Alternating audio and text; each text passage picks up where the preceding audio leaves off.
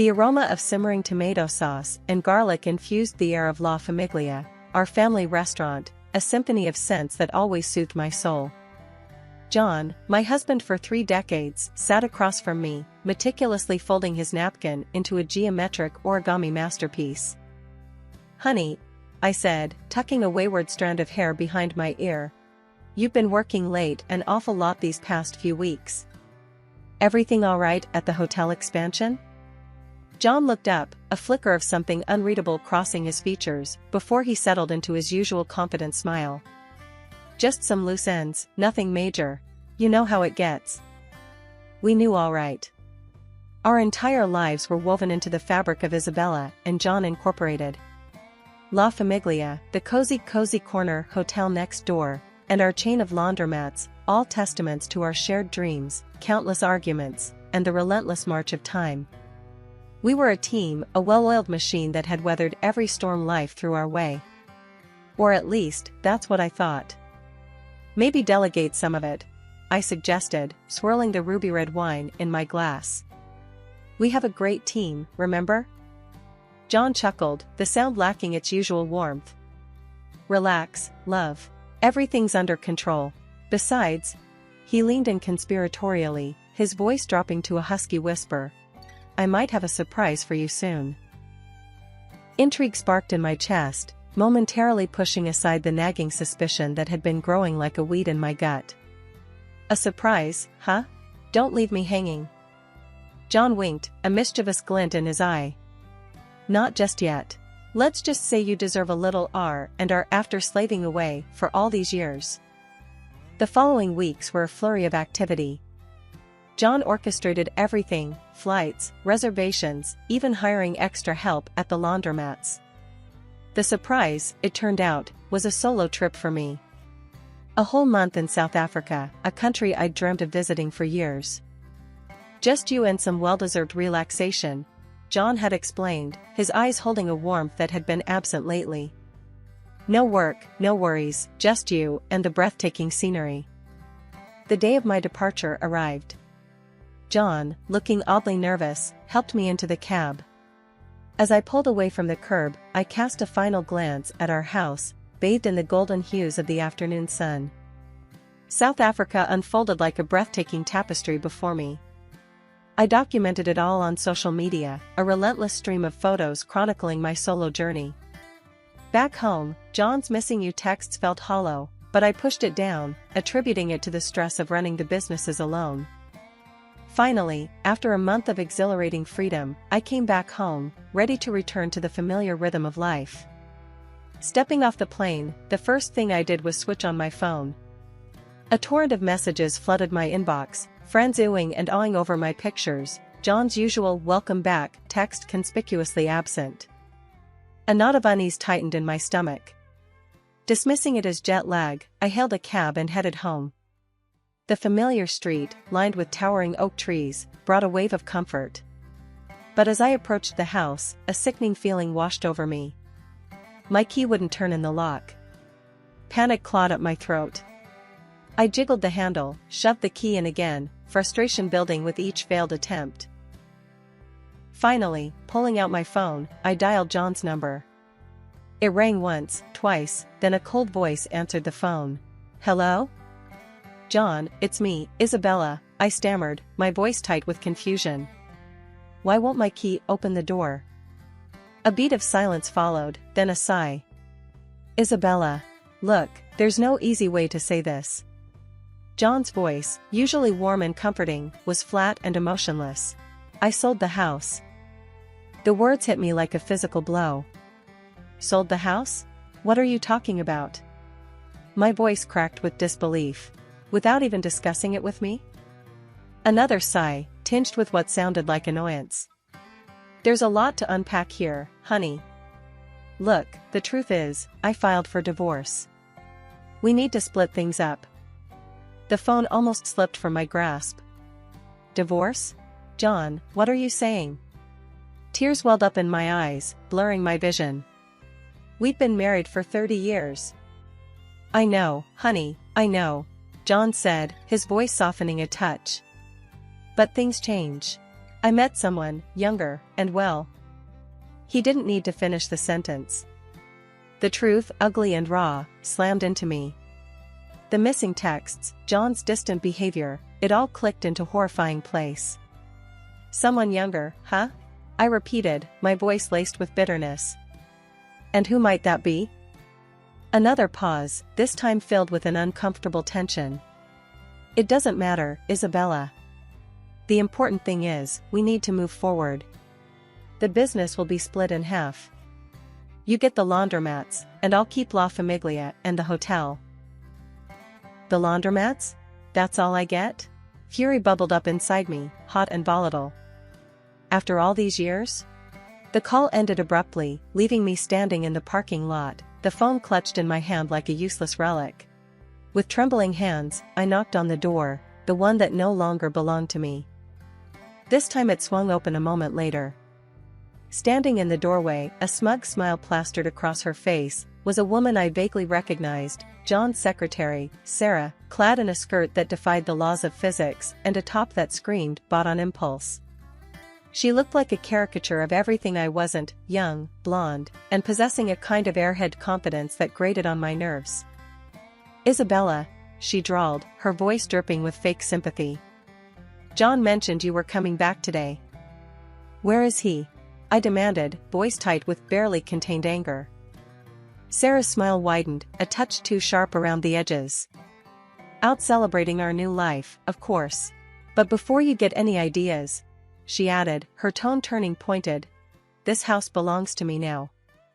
She flourished a key in front of my face, the glint of metal mocking me. And him too, I suppose, I spat, unable to hold back the bitterness that stained my voice. Sarah's smile faltered for a second, a flicker of something akin to disgust crossing her heavily made-up face. But it was quickly replaced by a smug grin. Thanks for the well wishes, honey, she said, her voice laced with a condescending sweetness. Don't you dare call me honey. Gold digger, I growled, pushing past her into the house. The familiar space, once a haven of comfort, now felt alien. John's belongings had vanished, replaced by cheap, gaudy furniture that screamed Sarah's gaudy taste. Sarah's carefully constructed facade crumbled. Her eyes narrowed, and a vicious glint replaced the fake sweetness. Watch your mouth, old lady, she hissed, her voice surprisingly low and dangerous. For a moment, we stood there, locked in a silent battle of wills. Finally, Sarah broke the silence, her voice regaining its saccharine quality. Look, honey, she said, feigning concern. The cops are on their way to escort you out. John wouldn't want any trouble. The cops? I scoffed, disbelief momentarily overriding my anger. This is my house. Not anymore, sweetie, Sarah purred, stepping closer. Now get out before I have you removed. With a last glare at Sarah, I stormed out of the house, slamming the door with enough force to rattle the windows. Tears stung my eyes, a mixture of hurt and anger threatening to spill over. But I wouldn't give Sarah the satisfaction of seeing me cry. John might have taken the house, but he wouldn't break me. Taking a deep breath, I pulled out my phone, the screen illuminating my tear-streaked face.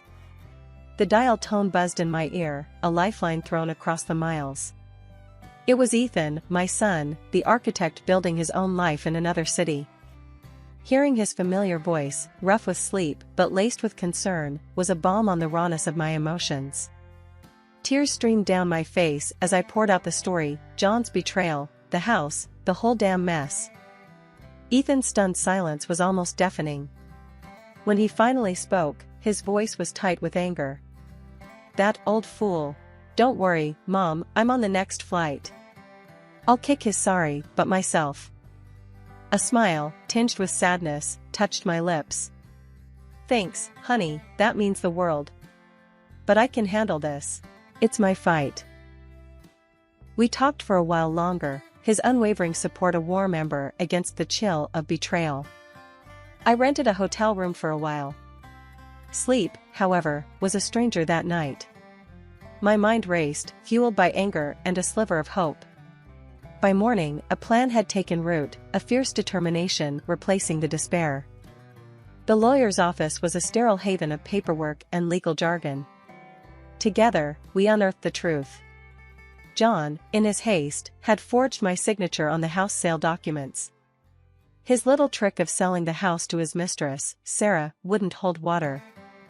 The courtroom was a tense battleground. When the judge ruled in my favor, returning the house to me and splitting the business fairly, a wave of relief washed over me. It wasn't a complete victory, the laundromats paled in comparison to the hotel and restaurant John kept, but it was a start. The key felt heavy and satisfying in my hand as I approached the house. The front door swung open before I could even knock. There they stood, John and Sarah, faces stormy with frustration. John opened his mouth to speak, but the words died on his lips. "Shouldn't you two lovebirds be somewhere else celebrating your new life?" I asked, my voice laced with steely sarcasm. John sputtered, his face morphing between rage and disbelief. Sarah, her carefully applied makeup cracking, threw me a venomous look. "You won't get away with this," she hissed. I simply shrugged.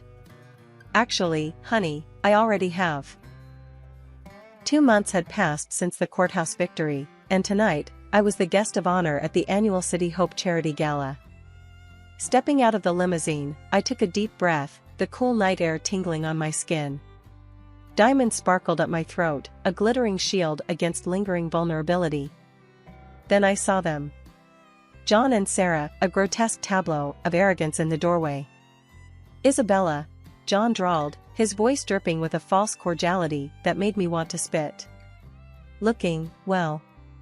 He didn't actually believe that, of course. Revenge, a dish best served cold, simmered in my veins. "John," I replied, my voice cool and controlled. "Try harder." He opened his mouth to retort, but I cut him off. "Don't worry," I said, my gaze flickering to Sarah. "You have each other now. A perfect match of shallowness." John's smile faltered for a second, then he puffed out his chest. "At least I have a young wife," he declared loudly, his voice aimed more at the gathering crowd than me. "Someone beautiful, unlike." He didn't finish the sentence, but the implication hung heavy in the air. Murmurs rippled through the crowd. A flicker of anger sparked within me. Time for a little public education. As I was escorted towards the stage, the microphone felt heavy in my hand, a weapon more potent than any diamond. "Good evening, everyone," I began, my voice ringing out clear and strong. "Many of you know me as a businesswoman, but tonight, I want to share a different story, a story about betrayal, resilience, and ultimately, hope." Taking a deep breath, I recounted the events of the past few months, the locked door, the forged signature, the fight for what was rightfully mine. A hush fell over the audience, their eyes glued to me. "And that's why," I concluded, my voice steady, "I've decided to use my experience to help other women caught in similar situations. Tonight, I'm announcing the launch of the Isabella Foundation, a safe haven for women facing financial hardship due to divorce or separation." The room erupted in applause, a wave of support washing over me. John, his face flushed with humiliation, shrunk back into the shadows. Sarah, her carefully constructed facade crumbling, looked like a storm cloud about to burst. The charity gala had been a turning point. John and Sarah slunk away like scolded puppies, but their defeat was far from sweet. The next few days were a living hell. My phone buzzed incessantly with a barrage of vile texts from Sarah, each message a venomous attack on my looks, my age, anything she could dredge up to try and hurt me. Ignoring the digital bile, I called John. "Get your mistress under control," I demanded, my voice laced with steel. John's response was a cold laugh. "You made your bed, Isabella. Now lie in it." That callous response was all the confirmation I needed. John wasn't just content with leaving me, he actively wanted to see me fail. Fine. Two could play that game. John had kept the flashier La Famiglia restaurant, while I ended up with the chain of laundromats. Not exactly a fair split, but I wasn't about to let it break me. Digging deep, I sold a few of the less profitable laundromats. With the cash, I did some intel gathering and discovered that surprise, Sarah was now managing La Famiglia. A slow smile spread across my face. It was time for some good old-fashioned competition. Right next door to La Famiglia, a dusty old diner was up for sale. It wasn't much to look at, but the location was perfect. This was going to be my redemption song. The diner underwent a metamorphosis. Gone were the greasy booths and chipped mugs. In its place emerged a vibrant, modern eatery, Isabella's Kitchen. I poached most of John's best staff. Turns out, they weren't exactly thrilled about working for a screeching banshee like Sarah. I knew La Famiglia's weaknesses: overpriced, outdated menu, and terrible online presence. Isabella's Kitchen offered a fresh, seasonal menu at competitive prices. We launched a sleek website with online ordering and a generous loyalty program. The grand opening was a roaring success. The place buzzed with energy, a stark contrast to the gloomy silence next door. Word of mouth spread like wildfire.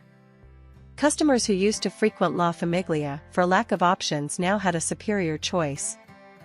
Sarah, predictably, showed up at my door, a screeching harpy, demanding to see a manager.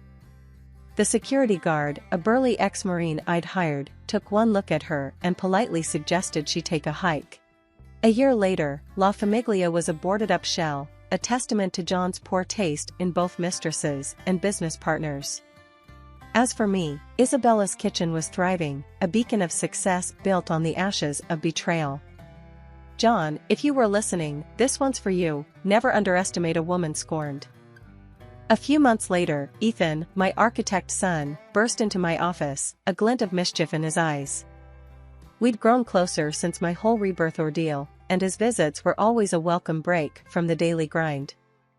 This time, though, the news he carried was unusual. "Mom," he began, lowering his voice conspiratorially. "Guess what the city's planning?" "Spill it, kiddo," I said, putting down my pen, intrigued by the hushed tone. "They're building a sewage treatment plant right next to Dad's fancy hotel." A slow smile crept across my face. John, bless his clueless heart, had poured all his remaining money into that hotel. It was his pride and joy, the last bastion of his successful post-divorce life. This little tidbit from Ethan, however, felt like the universe handing me a golden ticket. "Are you sure?" I asked, wanting to confirm the sweet karma. "Positive," Ethan grinned.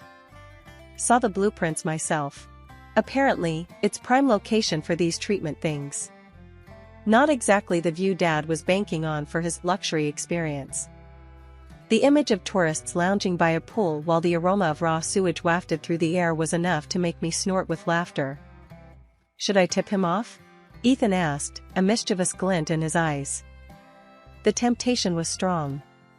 But I remembered the abuse his mistress had hurled at me, and the pity disappeared from my heart. "Nah," I said, a steely glint entering my own eyes. "Let him stew in his own ignorance. This one's on him."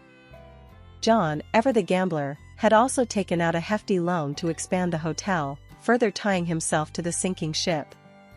The news about the sewage plant hit the local news a few months later, causing a predictable public outcry. Tourists canceled reservations in droves, and John's once gleaming hotel became a ghost town. One morning, I woke up to news that the hotel had officially shut down. John, drowning in debt and a bitter taste of defeat, had vanished.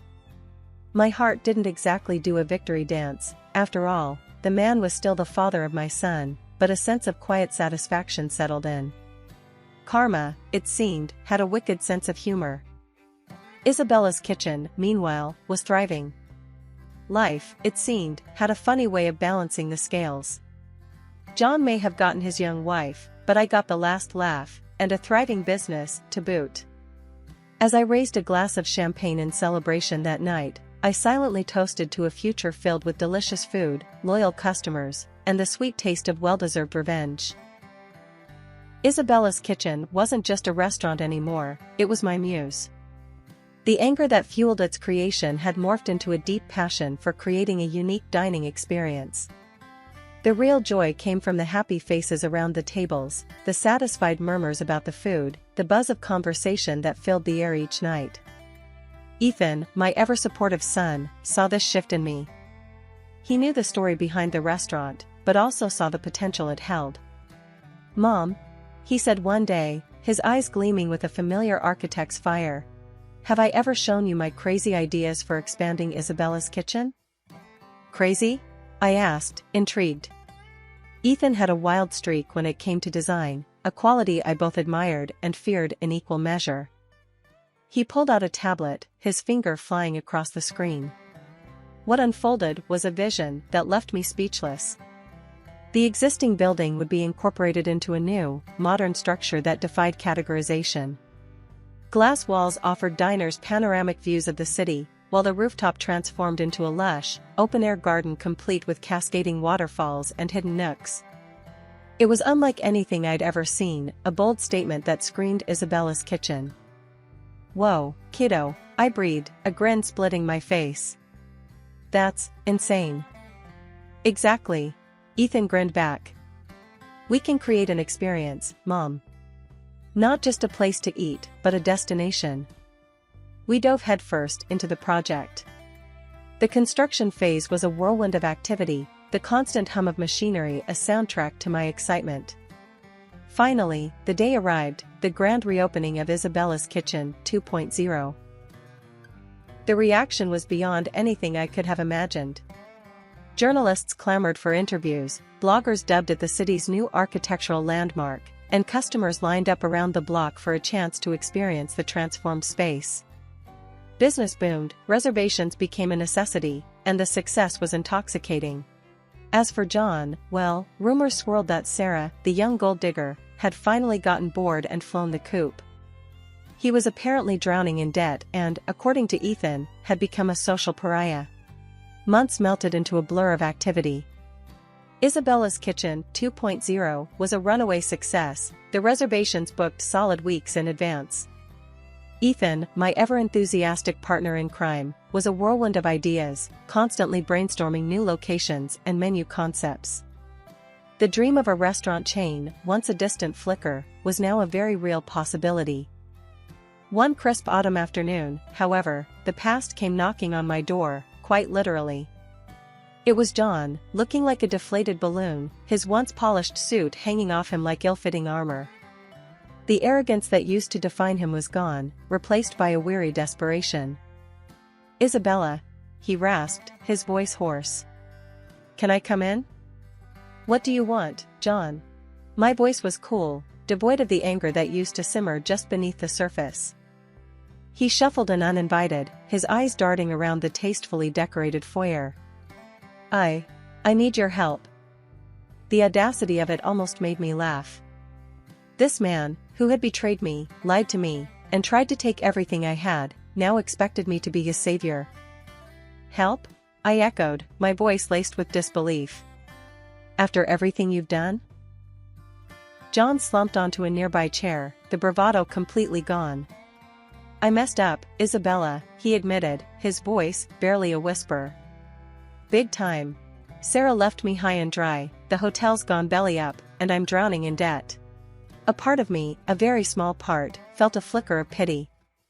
But mostly, I felt a cold satisfaction. Karma, it seemed, had a hefty right hook. "So you want what?" I asked, my voice devoid of sympathy. "A handout? A loan?" John shook his head, a flicker of something like shame crossing his face. "No. I miss you. I miss the life we had."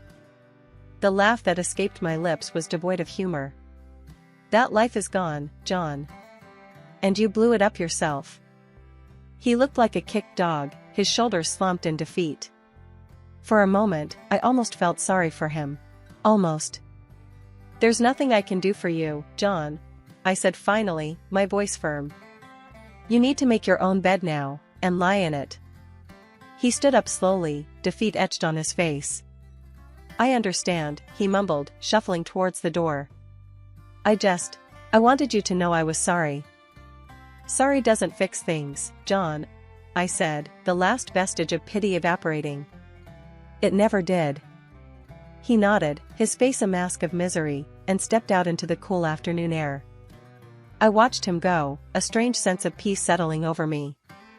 Life, it seemed, had a funny way of working itself out.